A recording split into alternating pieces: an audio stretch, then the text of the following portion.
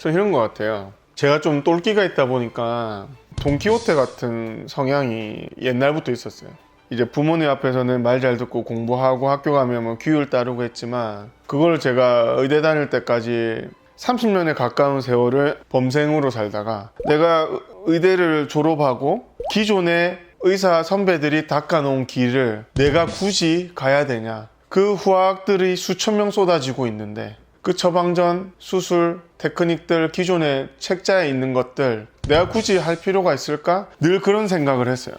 제가 지금 비즈니스 파이프라인도 만들고 있는데 저는 늘 좀 색다른 걸 원해요. 색다른 걸. 왜냐? 나를 대신해 줄 수 있는 사람이 많다라는 거는 내 가치가 그렇게 높지 않다라는 거거든요. 그래서 키 같은 것도 마찬가지입니다. 우리가 키를 생각하면 아유 그 뼈 잘라내고 뭐 병상에 그냥 뭐 거의 누워 있어야 되는 거 아니야? 근데 왜 키를 사람들이 5cm, 10cm 이상만 키우는 사람들이 주로 있을 거라고 생각을 하시나요? 저는 그렇지 않습니다. 제가 봤을 때는. 왜냐하면 저는 농구를 되게 좋아했거든요. 농구를 좋아하니까 항상 하는 소리가 뭐냐면 아이씨 나 178인데 1, 2cm만 컸으면, 이런 얘기를 저는 항상 들었어요. 근데 우리가 극단적으로 정형외과적으로 어떤 정말 인베이시브한 작업을 통해서 키를 키우는 게 굳이 그 하나가 키 크는 시장에서 유일한 의료인들이 담당하고 있는 영역이라는 사실에 사실은 저는 좀 갑갑했습니다. 그런데 간혹 이런 분들이 있어서 제가 드리는 말씀이에요. 원장님이 그렇게 하시면 왜 다른 병원 하지 않느냐? 저니까 하는 거예요. 제가 의사가 됐기 때문에 하는 거예요. 저라는 사람이 의대를 졸업하고 의사가 됐기 때문에 하는 거고, 그 의사들은 대부분이 텍스트북에 있는 거, 레퍼런스가 있는 것들만 합니다. 병원이 이렇게 수없이 많지만 대부분은 하는 거예요. 어떤 의사가 자기가 레이저 장비 만들어 이거 제가 개발한 레이저 장비입니다 하는 의사 몇 명이나 있습니까? 슈링크 말고 하이프 장비 본인 의사가 만들어서 런칭하는 의사 있나요? 없죠.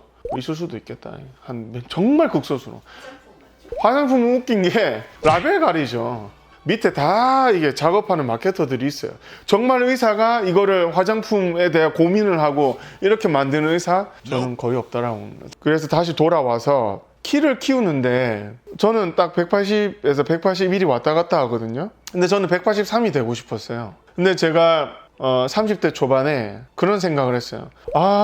수술 없이 키도 클 수 있을 텐데, 분명히 굉장히 간단할 수도 있을 텐데, 제 시술이, 제가 여기서 하고 있는 시술이 온갖 수술이 필요하던 거를 다 시술로 일목요연하게 제가 집대성을 했다라고 보셔도 돼요. 그래서 저는 스마트폰을 보면서 굉장한 저와의 동질감을 많이 느낍니다. 이 스마트폰 하나지만 우리가 보안 프로그램 가서 뱅킹도, 인터넷 뱅킹도 여기서 다 하잖아요. 그래서 은행 통폐합되고 있잖아요. 그래서 저 같은 사람 때문에 수술하는 성형 시장도 많이 타격을 받고 있다고 생각합니다. 근데 그게 가슴 아프냐? 그렇지 않아요.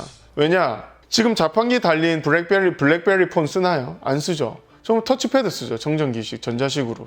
역사의 뒤안길로 사라져야 되는 수술들은 사라지는 거예요. 그리고 요즘 누가 전단지 붙이나요? 온라인으로 다 광고하죠. 이 얘기를 왜 하냐면 우리가 기존에 키 크는 건 수술로만 가능해 라는 거를 유일하게 깨고 시술로 구현해낸 사람이 저라는 사람이라는 거를 말씀드리고 싶은 거예요.